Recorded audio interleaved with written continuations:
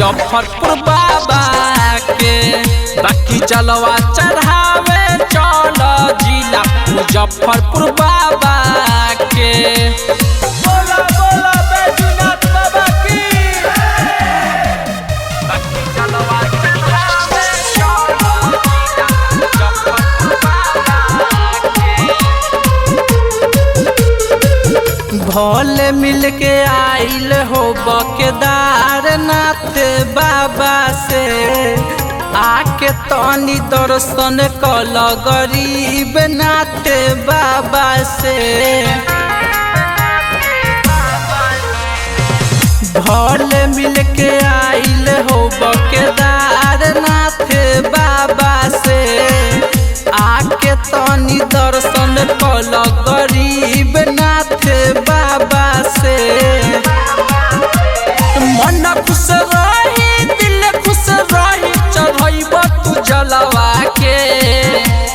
मन खुश रही दिल खुश रही चढ़ब तू जलवा के। बाकी जलवा चढ़ावे चल जिला मुजफ्फरपुर बाबा के। बाकी जलवा चढ़ावे चल जिला मुजफ्फरपुर बाबा के। बोला बोला समेश्वरनाथ की। बाकी जलवा चढ़ावे चल जिला मुजफ्फरपुर बाबा के। हवे मशहूर भोले बाबा के नगरिया। भोले बाबा के भावे गंगा जी के पनिया। हवे मशहूर भोले बाबा के नगरिया। भोले बाबा के भावे गंगा जी के पनिया। भंगिया के गोला गजब काम करी उदावा के। भंगिया के गोला गजब काम करी उदावा के। बाकी जलवा चढ़ावे चल जिला मुजफ्फरपुर बाबा के। बाकी जलवा चढ़ावे चल जिला मुजफ्फरपुर बाबा के। बोला बोला केदारनाथ बाबा की।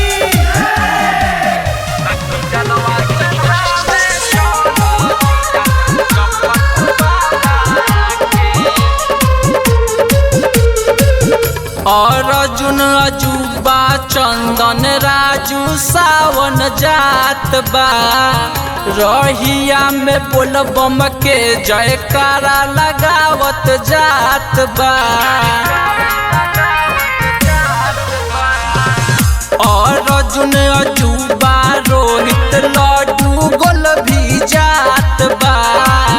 रहिया में बोलबम के जयकारा लगावत जात बा।